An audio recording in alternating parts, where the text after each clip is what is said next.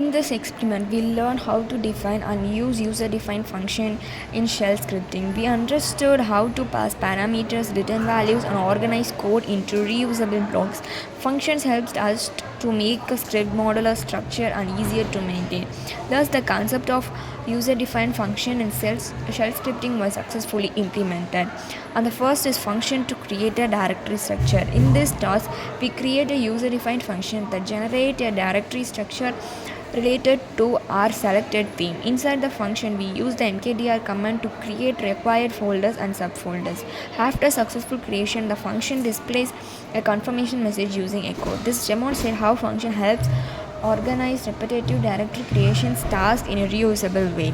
And the second one is function to list and categorize files. In this questions, we develop a function that lists all theme related files from a specified directory. The function categorizes files based on their type, such as text files, image files, or script files. This can be done using loops and conditional checks on file extension.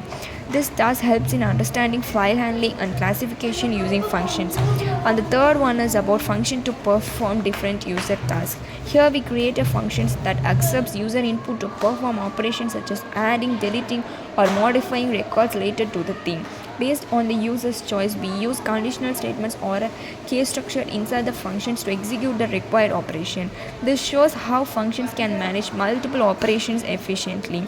And the fourth one is about function to backup files and log status. In this talks, we implement a function that backup important theme related files using command like cpRTAR. After performing the backup, the function checks whether the operation was successful by verifying the exit status.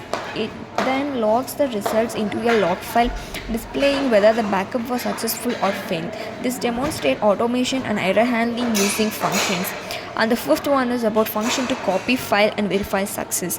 This function accepts two parameters, the source file and the destination location. It copies the file using cp command. After copying, it checks the exit status. If the operation is successful, it prints a success message, otherwise it prints an error message. And the sixth one is about function to generate usage report. In this question, we create a function that generates a report on the usage of a specific theme related resources, such as total books in a library or total products in a store.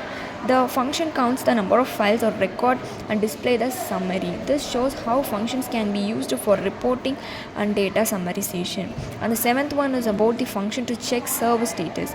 Here we write a function to check the availability of theme related servers, such as whether a book is available in a library system. The function checks the condition and prints a message based on availability.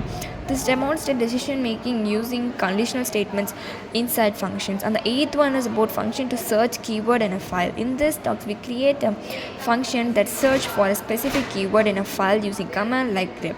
If the keyword is found, it returns its position or line number. If it not found, it displays a message stating that the keyword does not exist.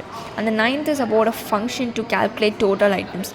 This function calculates the total number of theme related items present in the directory. It uses the command like ls and ws-l to count the files or records. The function then displays the total count. This demonstrates counting and data aggregation using reusable functions. And the 10th one is about the functions for use authentication. In this question, we implement a function that handles user authentication before performing theme related operations.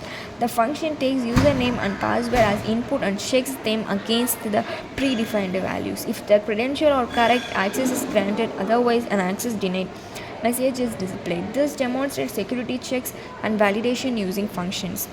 Thank you.